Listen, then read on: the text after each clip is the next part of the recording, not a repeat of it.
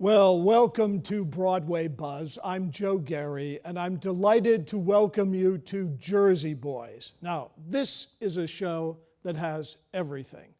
The critics love it, the Tony Committee loved it, the audiences loved it. It opened in 2005, and it's still playing to capacity. It's played in the theater capitals of the world, and no one can get enough of the Jersey Boys. It's a tremendous story, wonderfully told. It's in the category of a kind of musical biography, and what a life those boys led, let me tell you. So where we are, let's go back to the beginning and see how this phenomenal group was created. We start with a sort of seedy and very interesting character named Tommy DeVito. The setting is New Jersey.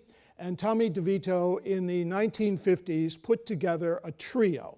He used his brother and he used a wonderful bass player named Nick Massey.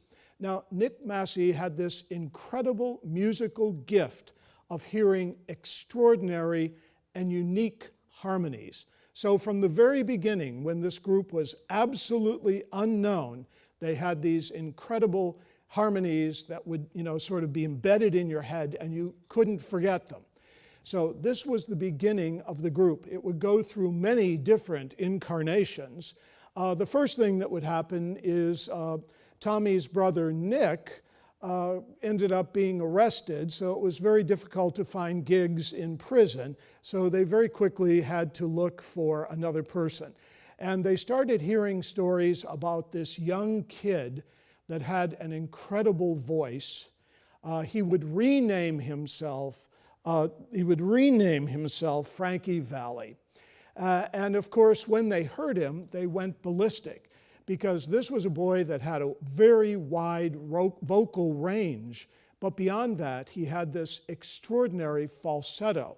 So Nick Massey's mind went berserk, because he was able to create these wonderful and very unique harmonies, not only in the instrumentation, but very significantly in the vocal parts. Now, just to give you a sense about the background of these boys, they were all sort of skating on the edge of the law.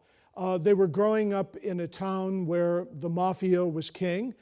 In every household, you could be sure of seeing two photographs on the wall, one of the Pope and one of Frank Sinatra. So they had very high ideals. The kids all really had dropped out of school, and so they were sort of skating on this edge of, do we, one, become a priest? Do we, two, work for the mafia? Or do we become a barber? Those were the choices. And so these three young men knew that music had to be in their life. Of course, in the 50s, this was the period of the great male trios. And so they started developing this unique sound. The problem is they weren't singing their own music, they were making money for other people. Very early on, as they were struggling for their own identity, they were hoping to get a job working in a series of bowling alleys, and the bowling alleys were called the Four Seasons. So they thought, what a good idea, we'll change our name to the Four Seasons. And the end result is, we'll have to find another performer, because now we're moving into the area that we want to have a quartet rather than a trio. This was what was vogue in this period in the 1950s. So they found their fourth part, and they then changed their names to the Four Seasons. But lo and behold, the bowling league didn't hire them, so therefore they were named after a bowling alley that they never got to sing in. Keep in mind, these kids at the beginning of their world would literally perform under street lamps, and people would throw money in a hat, and that's how they would make their living. And so they went from performing under street lamps to the great spotlights of the great music centers in America, and ultimately into the limelight. And keep in mind, by the time these boys were not in their 30s, they had sold 175 million records. So what they had done was, one, they found the perfect quartet, they found the perfect sound, and then in their fourth member, Bob Gaudio, they found the perfect composer. and he created a body of music for them that would transform this group. Just for a moment, let me do a quick little profile about Bob Gaudio. He left high school when he wrote a song called Short Shorts. And apparently everyone in America, if they didn't want to wear shorts, they wanted to dance to Short Shorts, and they wanted to sing the song. So here this young boy who dropped out of school suddenly became a celebrity, went on the road with major music figures because of the success of this brilliant one song. So finally this group came together, known as the Four Seasons. They had this brilliant arranger, and they had this brilliant composer, and of course then they had the voice to die for, a voice that no one else seemed to think they could ever duplicate, this young man who could go off into this falsetto range and really, make music soar in an extraordinary way. By the early 1960s, they were now writing their own material, and a song suddenly came to Bob Gaudio. And it was called Sherry. And of course, Sherry, Sherry Baby. I mean, you hear the first 5 notes of that song, and it's embedded in your brain. And for the rest of the evening, when you're seeing the show, Sherry will, be at the forefront of your mind. They created this magical coming together of the right words, the right music, the right voices, the right harmonies, and then this extraordinary soloist that sold that song. They then could not do anything wrong. They would go on and have a series of extraordinary hits that would literally take them all over the world. It was a magnificent group. Now, it's so interesting though, they had to make tremendous adjustments in music. As you remember, this is a period of tremendous transition in music. In the 1950s, when they started, this was the period of the Eisenhower administration. This was the period of Ozzie and Harriet. This was the period of I Love Lucy. This was a very simplistic America.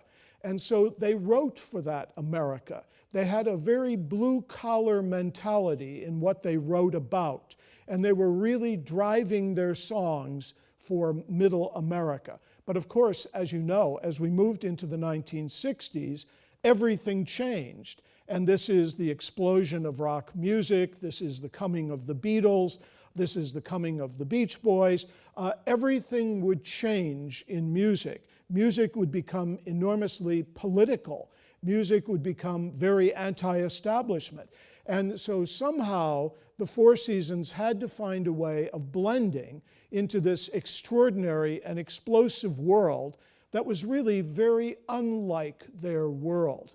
And then, of course, as we moved into the 70s, the sounds of music radically changed again. But they were able to, like a chameleon, they were able to stay on the top of the music industry by moving from pop music to doo-wop to rock to Motown to disco. They made all those transitions and they did them magnificently. You will hear that whole range of music brilliantly explored in the show you're seeing. Okay, so one thing that started to happen to the group was they started to break apart. At the height of their success in the mid-1960s, Nick Massey, who was their brilliant arranger, suddenly on their most popular national tour said, "I've had enough, I can't do this anymore, I'm going back to New Jersey." And he literally, on no notice, left the group. He called a man who had sort of doubled for him on the road sometime and asked him to come to join the group, but he literally walked away from the group. The group would spend the whole rest of their career trying to figure out why, at the height of their success and the height of their power, that one of the most important ingredients of their group would leave them. What would then happen over a period of time, the next thing that happened, is Tommy DeVito left the group, but he didn't really do it quite on his own accord. It was discovered at the height of their success, after they'd sold all these records, and they were absolutely golden. People loved them.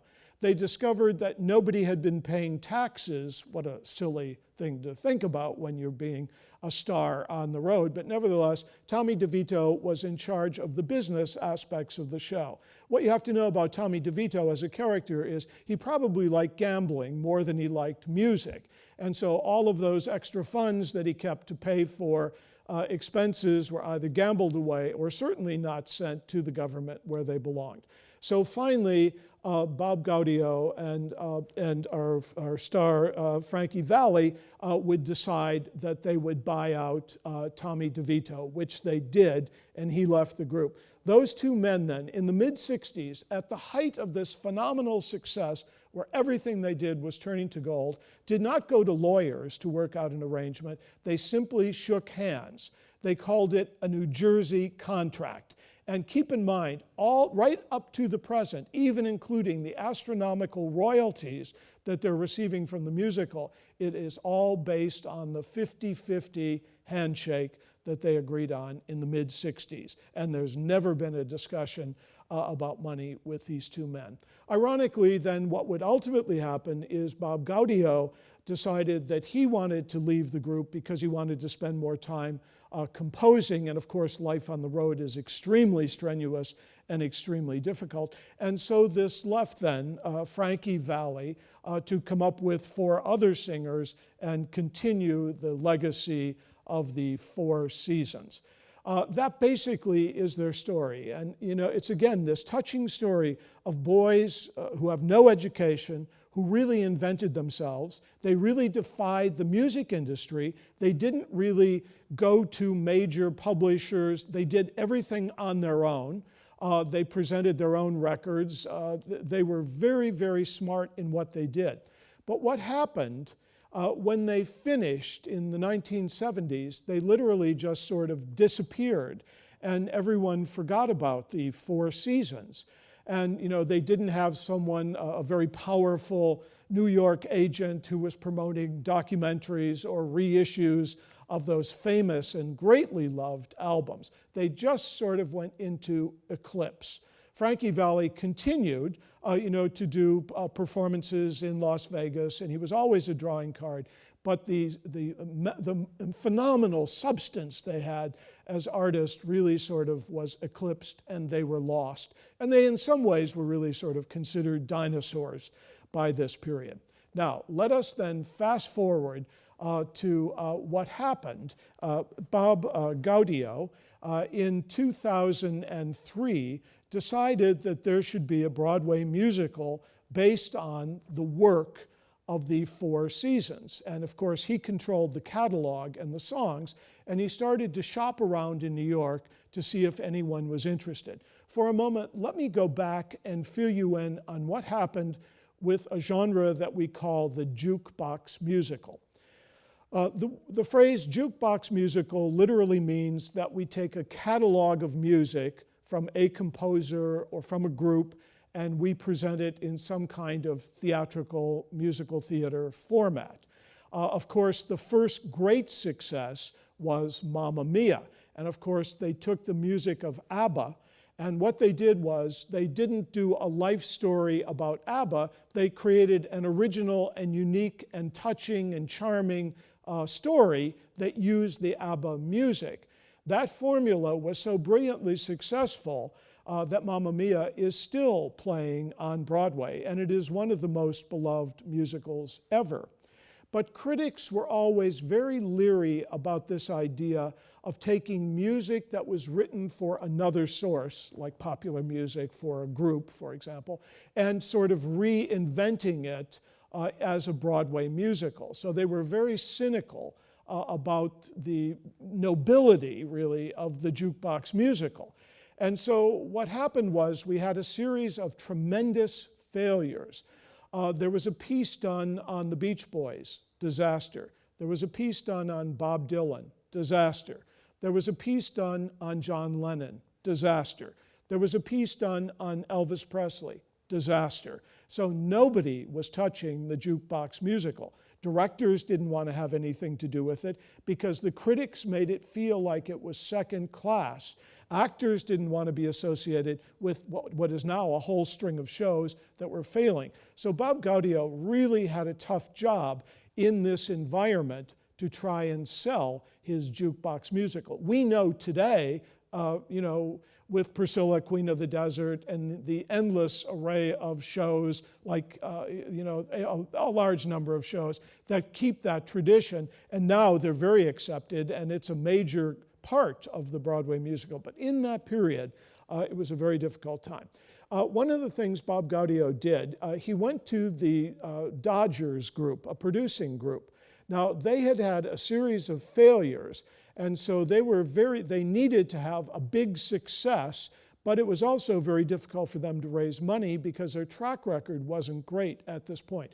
But the Dodgers said, this material really is brilliant, and we do believe that there is a way of redeveloping this material in a new way. And what they suggested doing was enormously smart, and this is really the first step towards the brilliance of Jersey Boys. They hired two writers, Marshall Brickman and Rick Ellis. Now, both of these men are sort of Ivy League types. They're New York intellectuals. They're absolutely the opposite of what the mentality of the Four Seasons were. Keep in mind, the Four Seasons were playing to a middle class, sort of blue-collar audience, where the young men were marching off to the Vietnam War, where the two writers that were being asked to work on this were liberals, sort of Eastern, big city liberals who were protesting the war. And so, they were the exact opposite, both philosophically and emotionally.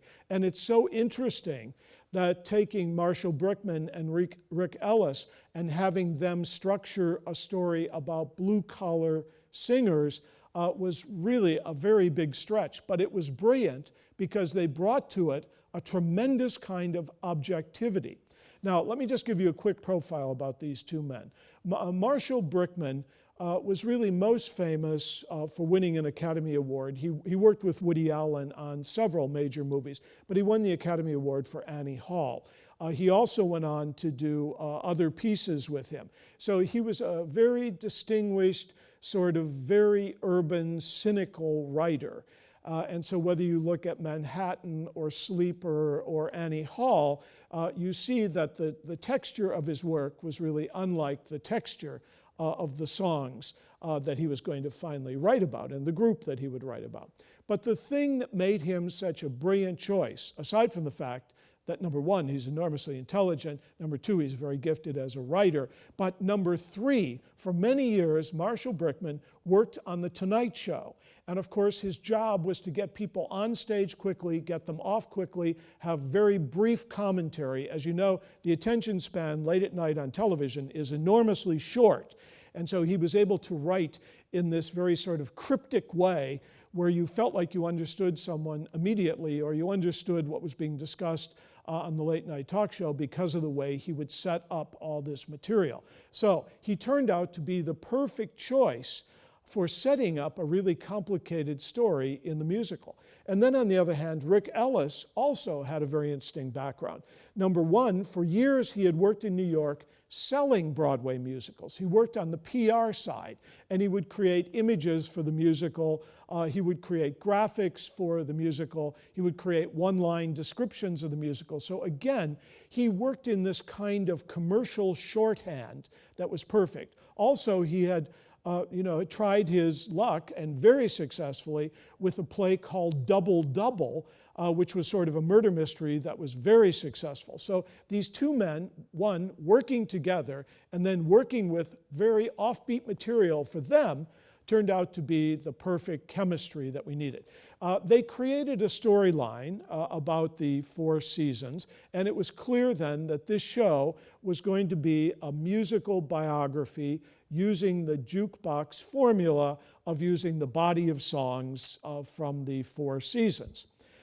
At this point, the producers saw great promise in this material, but they needed, of course, to have a brilliant director who could bring all of these elements together.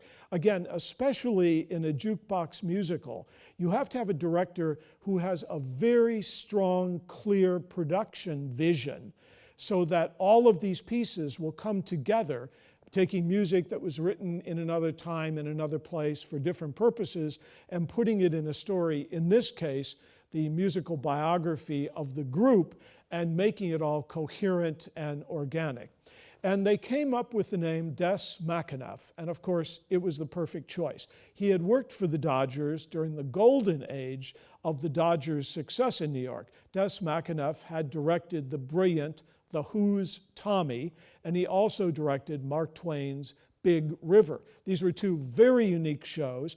Neither of them, again, really started out as the traditional musical, and he was able to shape them in such a colorful, brilliant way that they became landmarks in our musical theater. And also, Des McAnuff had worked for many years at the La Jolla Playhouse in San Diego, where he developed his talent as a director for developing new shows. He was so successful at La Jolla that he won over 300 major awards for the theater, including a Tony Award as for a distinction as one of the major regional theaters in America. So Des McAnuff turned out to be the perfect choice. So when the two writers went to work with him, there were so many things that worked together. Let me just go back for a moment and remind you that Des McAnuff, aside from being a brilliant theater director, also loves music. He has a rock and roll band that he still performs with to this day.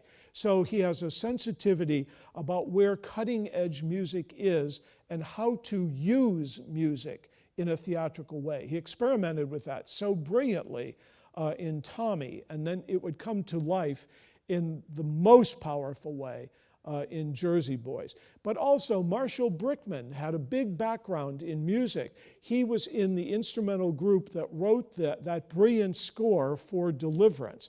So we have men who are very savvy about music, people who are very savvy about the theater, but when Des McAnuff read the script, he said, you know what, this is just too pat. He said, you know, the two writers, you have the opportunity of working with the real artists. They're all still alive.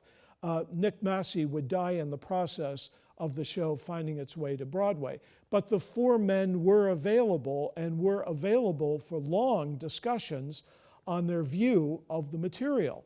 And so he said, you know, you got to rewrite this book. The story is a very gritty story. You know, these kids are street kids, and you know, they didn't go to Yale and they didn't go to Harvard, and we've got to find a way of making the grit of their lives the substance of this story. And so this was, of course, the golden idea, and this would transform everything. When the two book writers went to work with the original artists, what they discovered, Nick Massey gave very, very little information. He is the man who sort of dropped out from the group, and then subsequently he was ill and he subsequently died. So they had to really pick up his story from the remaining artists who knew him well, loved him, and could tell his story. But what became very clear when they started interviewing these people is that they all perceived the whole rise and success and triumph of the Four Seasons, even the way music was created, very differently. And they all remembered it very differently. Now, keep in mind, Des McAnuff, being sophisticated and knowledgeable about theaters and movies, of course, remembered the brilliant work of the Japanese director Kurosawa. And some of you may remember a great movie that Kurosawa made called Rashomon. And Rashomon is a very powerful story about four people witnessing a murder and all seeing it from a different point of view. So that movie, Rashomon, was made telling four different stories about the same event, asking the question, what is truth? So Des McAnuff would use this exactly in the way he would structure this musical. So now what we have is a wonderful story, literally told by the four men. They break it down symbolically into the 4 seasons, spring, summer, fall, winter. The show is broken down in that way. And you hear each of the 4 artists tell their story, and we see how they conflict. And what we're left with, and why the audience so loves this piece, is they're the ones who finally decide what the real story of the Jersey Boys really is. And so that becomes magic in the way this story is told. So now, it's so interesting how this show would be birthed. Des McAnuff was so anxious to proceed. He got so excited about the vision for the show. He invited the producers to present the show at La Jolla, but it was only like 4 months from the time the La Jolla season would start. So they had very little time. They literally went into rehearsal having outlines, not real scripts, but Des McAnuff decided on the order of the music. He decided on the breakdown of hearing the story from 4 different parts, and they put this all together in rehearsal. Everything they did was magic. The show opened in La Jolla, was an enormous success. It generated national news, and within the year, it found its way to Broadway, where it swept the Tony Awards. And it's ironic, this show has played in the most loving way, literally everywhere in the world. And of course, the great irony is, here is this group, the 4 seasons, that from the 80s on were really forgotten. And only old guys like me would pull out those records and, on a night with a couple of glasses of wine, going back and listening to those brilliant songs and trying to redo the dances of the day, etc. But basically, it was this show that would reinvent that music for a whole new generation of people. So you're seeing a show that is brilliantly staged, that has a very exciting book, that has spectacular music, and has this director's concept that is so slick. It is so cinematic, it's worthy of Kurosawa, and yet it plays in the most commercial way. You're in for a great treat. Enjoy the show. Thank you.